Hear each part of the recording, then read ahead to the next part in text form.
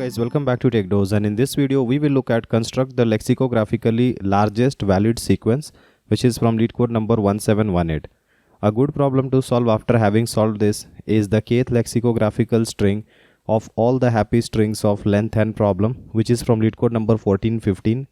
Let's now read the problem statement. In this problem, given an integer n, find a sequence that satisfies all of the following conditions. The integer 1 occurs once in the sequence. Each integer between 2 and n occurs twice in the sequence. For every integer I between 2 and n, the distance between the two occurrences of I is exactly I. So if you are writing 2, then the next occurrence of 2 will be exactly 2 hops away. If you are writing 3, then the next occurrence of 3 will be exactly 3 hops away, right? So that is the meaning of the third condition. The distance between the two numbers on the sequence AI and AJ is the absolute difference of their indices, so they cannot be negative. Return the lexicographically largest sequence. It is guaranteed that under the given constraint, there is always a solution. A sequence A is lexicographically larger than a sequence B if in the first position where A and B differ, sequence A has a number greater than the corresponding number in B. Like if you have 1, 2, 4 and you have 1, 2, 3, then which one is lexicographically larger? You can just keep comparing the corresponding digit as long as they are unequal. And if you find the first unequal digit, the digit which is larger will be lexicographically largest number, right? So in this case 124 will be larger. If you have 124 and comparing against 12, then the first digit where it is uncommon is 4. So the other number do not have any digit, and that is why 124 will again be larger. So you can look at their example where they say 0190 is lexicographically larger than 0156 because the first position where they differ is the third one, and 9 is larger than 5, and that is why this array will be larger, right? Now let's look at an example. Now in this case, if you look at the first example, they are saying n equals to 3. By the way, they have a range of value for n from 1 to 20. So since the n value is so small, you can make out that you don't have to write order of n in n square algorithm, because you have to write an algorithm which will be taking less operations than 10 to the power of 8 to be able to run within 1 second. So definitely, even if you write 2 to the power of 20, it will boil down to 10 to the power of 6, which is way below your 10 to the power of 8, right? So the requirement is not strict, and even an exponential algorithm can pass here. So if you look at n equals to 3, then how many slots will you have? You will exactly have 2 into 3 minus 1 number of slots, because each of the number can be put 2 times except for 1. So if 3 is put somewhere, then 3 will be put after 3 more hops. If 2 is put somewhere, then 2 will be put after 2 more hops. If 1 is placed, then 1 is the exactly one time occurring number, right? So in that way, if you try to form the largest lexicographical number, then it will be 31232, which is given here, right? So that is why it is the answer. So I hope the problem statement is clear. Now let's look at some of the observations, and then we will try to solve the problem by using some exponential algorithm or somewhat similar. So in this case, if n is 3, then the size of the number will be 5, because for n size, the size of the number will always be 2n minus 1, because each of the digit from 2 to n will be occurring 2 times, but only digit 1 will be occurring exactly 1 time, and that is why the number size will be 2n minus 1. We do not reuse any number. That means you cannot reuse any digit. If you have used 2, then you cannot reuse it again, okay? Every number are at their exact gap. So if you talk about 2, they are exactly having a gap of 2, right? That means 2 hops will be required to reach from 1 to 2 the other 2. 3 hops will be required to reach from 1 3 to the other 3. Okay, it was also guaranteed that the answer will always be reachable. Now we will always be trying to put the largest digit to the most significant digit position. If you want to look at an example, let's say that in our base 10 number system, we have 3-digit position where you can fill the digits, and you have the option of the digits to be picked as 1, 5 and 2. You know that the weightage will increase moving from right to left. The weightage for the last digit will be 1, second last digit will be 10, third last digit will be 100. So if you want to find the largest lexicographical sequence, then I will be putting the highest digit at the most weighted position, and the second highest digit at the second most weighted position, and the third highest at the last position, right? So this is how I can form the lexicographically largest number, isn't it? I mean, this is not following our given constraint, but this is just to give you an idea how to make a largest number from the given set of digits, right? Now, once you have understood this, we will be solving this problem by using recursion, because the constraints were very simple. As I had explained, even you can write 2 to the power 20 and it will be way below your 10 to the power 8 limit, isn't it? So in this case, let's assume for n equals to 3. So if you take n equals to 3, then the number of spaces that will be empty is 2 times of 3 minus 1. That means you will have 5 vacant spaces. Here I have made more spaces, there will be 5 spaces exactly, right? Now what all digits can I put here? It will be 1, 2 and 3. So 3 will be put 2 times, 2 will be put 2 times, 1 will be put exactly 1 time. Now each of this space, whatever space is present, each of the spaces can have actually the sequence from 1 to n, because we will have options to fill from 1 to n for every particular position in the worst case scenario, right? So if you have n number of options, like we can have, let's say, 9 options, then in that case what you can do is the complexity will be every space will have n number of options, and so it will depend on the number of spaces, and if you have n number of spaces it can reach to n to the power of n, right? If you have 9 options for each of them, then it will become 9 to the power of n, which will be an extremely high number. But if you can note, in this particular problem it was mentioned that each of the digit can exactly be used one time. Like if you have put a 2, its pair will also be present somewhere, and except for that it will not be put ever again, right? So whenever you put a 2, you know that since the other 2 will be at a fixed distance apart, so you can put these two 2's together. Same goes for any other digit, right? If you put a 3, you know that the next 3 will be at 3 hops distance, so you can put both the 3's together, right? So if you follow this, that no digit can be used 2 times, then if n options are present for the first position, n minus 1 options will be present for the second position, and so on, right? So in that case, your 2n minus 1 will be reducing to n options, because even if the slots are 2n minus 1, but if you put a slot here, like if you put a value 4 here, then at 4 hops distance 1 2 3 4, you will be putting another 4.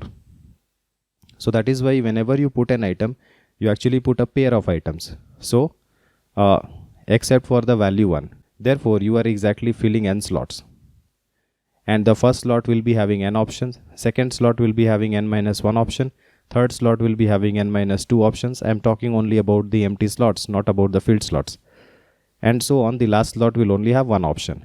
So now the total number of arrangements have boiled down to n factorial, and you will see that for the value n less than equals to 20, the n factorial value will be smaller. Okay, I'll even give you some intuition of why this solution will work, even though n factorial can go beyond your 10 to the power of 8, but I'll show you at the end some reasons why this n factorial will work in this particular problem.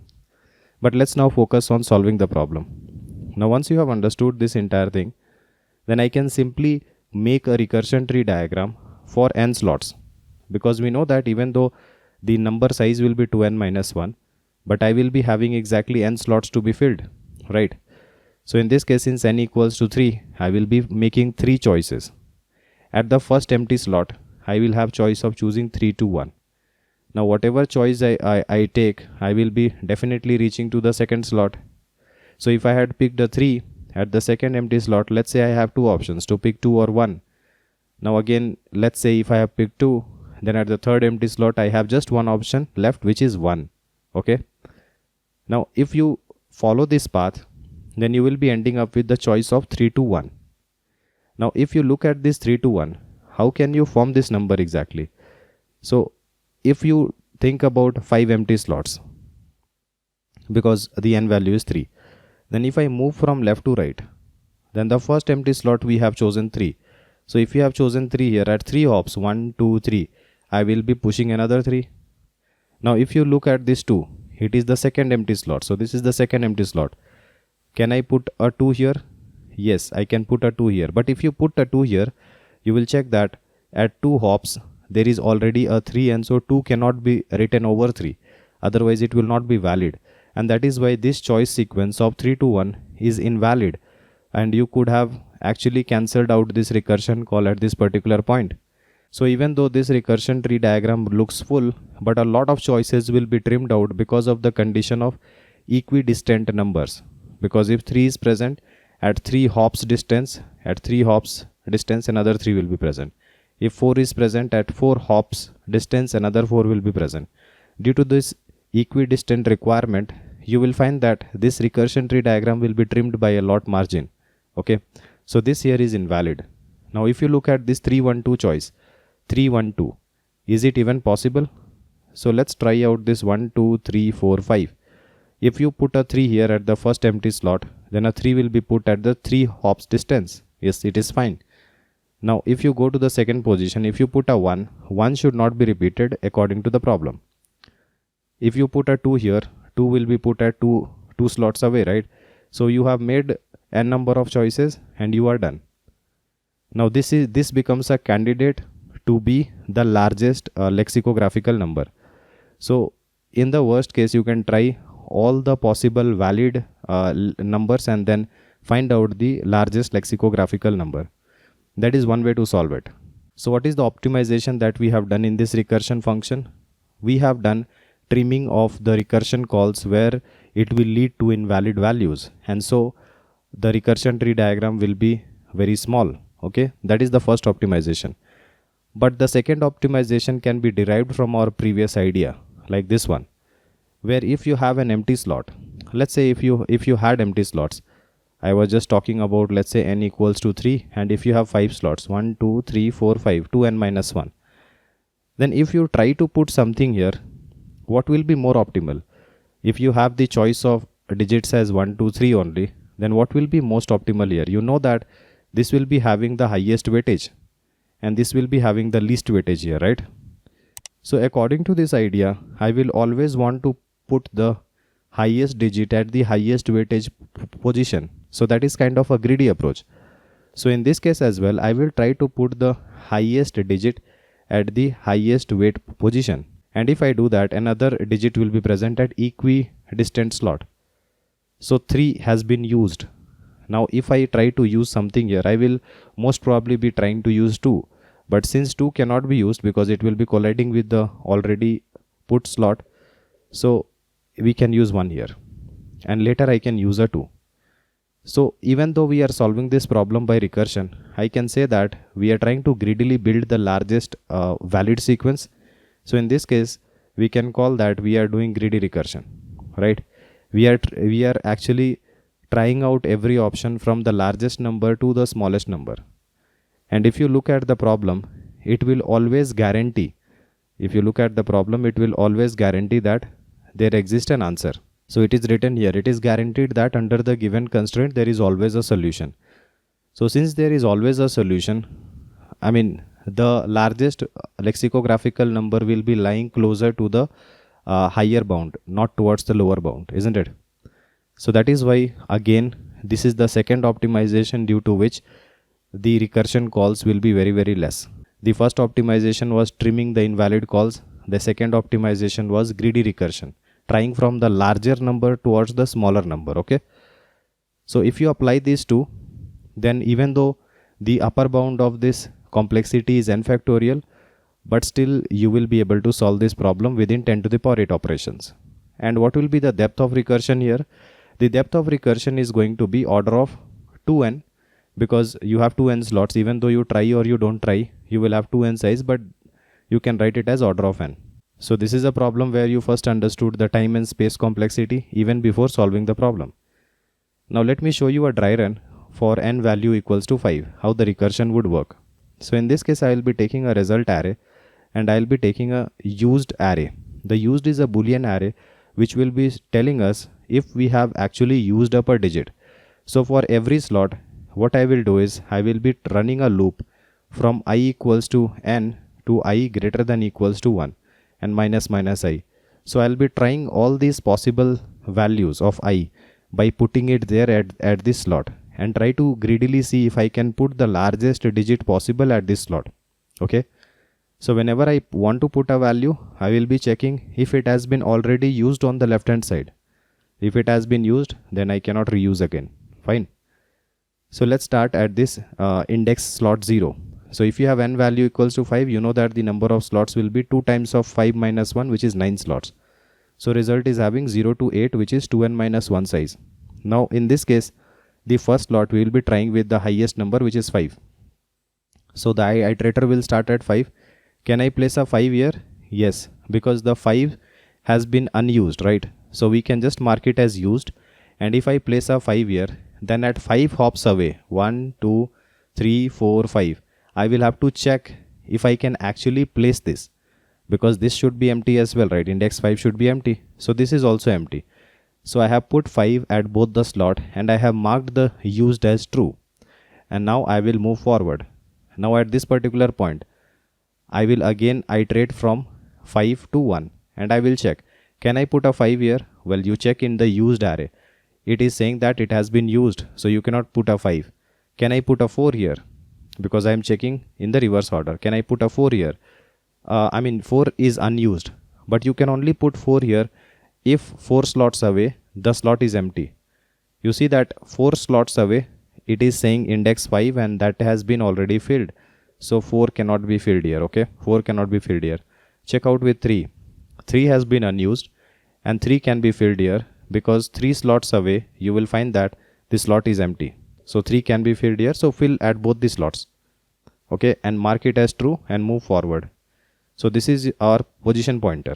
Okay, so at this particular point again check, can we place 5? No. Can we place 4? It is not used. Here it is not used. So check 4 slots away. 1, 2, 3, 4. Yes, I think we can put 4 at both these slots and mark the 4 as used. Now move the position pointer to the next position. Here can I put 5? 5 has been used, 4, 3 all are used. So now I have to try with 2. Can I put a 2 here? Actually not, because if you check 2 slots away at 5, it is already filled. So can I put a 1 here? Yes, 1 can be put if it is empty, because 1 should only be put one time. So we are done, right? So mark it as true and then you move forward. Now we will be skipping all these values because since these slots are not empty, so I'm not interested in this slot. So I will just be relaying the call to the next position. Now I will be reaching to index 7 and again I will be trying all these possible values. 5, 4, 3 have been used, 2 can be used, but if you look at 2 slots away you are going out of bound. So definitely 2 can also not be used. And if you move out of bound, then if 2 cannot be used, there is only one last option, 1, and 1 has been used. 0 is not an option because we have to use from 1 to n. So since with this configuration we were not able to actually assign the entire arrangement greedily, so I have to backtrack and I have to try something else. So where I will backtrack to? I will backtrack to these positions, right? But since these were already filled, we were not trying anything from 4 to 6, right? The last position I had tried something was at 3. So what I will do is I will remove this one and I will try something else. But if you move from right to left and you had already tried 5, 4, 3, 2 and you had put 1 here and now you want the next option, there is no next option. So you will again backtrack from this position 2. And where will you backtrack to? You will be backtracking to this position 2. And by the way, whenever you are backtracking, you have to make the used as unused, right? So that you can reuse it again. So this is made as false. Now you will be backtracking to this index 2. Okay, so the index 2 has value 4 and this actually did not give us the correct configuration. So I will try something else. So you have to remove this 4. So if you remove this, then I have to mark this 4 as unused. So this will be false now. Can we use something else? Can we use 3 here? No, 3 has been used. Can I use 2 here? No, because if you use 2, then 2 slots apart, you already have a filled value, right? Can I use a 1? So 1 is unused. Yes, you can put 1 here, make it true and move forward. Now I will be going to the next slot and again I will be retrying every option. So I will be trying 5. 5 is used, so it cannot be used. I will be trying 4. So 4 is not used, so I can use 4. But you have to check 4 slots apart what happened. So 4 slots apart you have an empty space, it is not out of bound. So I can put 4 at both these positions, mark it as true. And after this, I will be skipping all these values 3 and 5. Now I will be at index 6.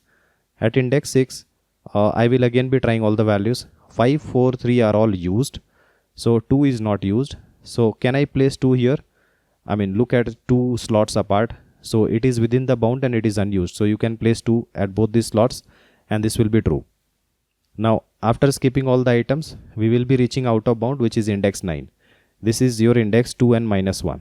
So if you reach to index 2n minus 1, which is out of bound, then you know that the number has been greedily formed and that is the largest valid sequence, right? So this will be your answer, 531, 435, 242, and you will immediately return the result. So if in any of the recursion call branch, if you see true in any of the recursion call branch, then it does not matter if all the other returns false, immediately you can return true. If you see a true, you don't have to even try the other recursion call. So that is the third optimization, right? So after looking at all the optimizations, you know that the time complexity is n factorial, which is upper bound, and this space complexity is order of n, which is depth of recursion. But we know that the runtime will be very, very less than n factorial because of the equidistant placement of numbers condition, which reduces a lot of arrangements from n factorial. And the second thing is about early stopping by greedy recursion, right? And also the third optimization, as I said, that if you see a true, then you break the recursion and you don't have to make any further recursion call. So I hope the solution is clear. Let's now look at the code. If you are someone who is looking to prepare for top product based company within a limited time of just 3 months, then we have brought for you both the DSA and the system design live interview training program. The most important feature of this program is you get a filtered and condensed structured curriculum, in-depth discussion of all the topics, and my guarantee of your understanding, one-on-one guidance with me, and live weekend classes. To know more about the training, you can WhatsApp us on this given number. In this code, we are given the construct distance sequence with the value n, and I'll be forming the result with 2n minus 1 and pre-filling the value with 0 because the range of numbers are from 1 to 20. So I'm filling with 0, which will say that it is an empty slot. The boolean used with n plus 1 size, everyone false, saying that none of the numbers are used initially. Then I'll be calling the find largest array. And after calling this, whatever is stored in the result will be our answer, and the problem guarantees that there will be a valid sequence. Therefore, we can always return the result. We will be able to find it, okay? Now, in the recursion call, find largest array, we are taking the result and used with the current position and the n value. So first check is if you are out of bound. If you are going out of bound to n minus 1, then that means you have formed the valid sequence. You return true and you will break the recursion call. Otherwise, if you see that at this particular position, if you have already filled up the value, then no need to try anything here. You just have to make the next recursion call to position plus 1. So we are just skipping this slot because the slot has already been filled. Otherwise, if the slot is within the bound and it has not been filled, then I will try all possibilities from n to 1, okay, in the decreasing order because I am applying greedy recursion here. Now I will be checking first if the number I has already been used. If it is already used, then we will continue to the next number which we can try. Otherwise, if it has not been used, then we will be trying to use that number, place it at the current slot, which is the position number slot, right? Place the number at the position number slot. Then I will be checking if the number is 1 or not, because if the number was 1, then I don't need to place it again, and I can just make a recursion call to the next position and take the return value, and if the return value happens to be true, just return true. Otherwise, if the I value was greater than 1, then you know that it has to be placed at that number of hops to the right again. So first thing you have to check if the position plus the number of hops that you are taking, which is I, is within the bound. If it is within the bound, then you have to check that the slot should be empty. The position plus I slot should be empty. So this is the empty condition and this is the bound condition. Okay, so if both are holding true, that means I will place the number I at position plus I. Okay, so I have put it there, and then I will again recursively try to solve the problem. If I can solve it, I will return true. Otherwise, if I cannot solve, then I will be removing this number, Okay, so this 3 has been removed, the right hand side 3 has been removed, and when I get out, then the used array will be made as false, and this particular number, this 3, will also be removed. Okay, and after trying all the possibilities, we will be returning false if we cannot find any valid sequence from this particular node in the recursion, right? So this is the entire code, and I hope it is clear. If you still have any doubt, then feel free to comment below and I'll try to help you as soon as possible. Like and share our video and subscribe to our channel in order to watch more of these programming videos. See you guys in the next video. Thank you.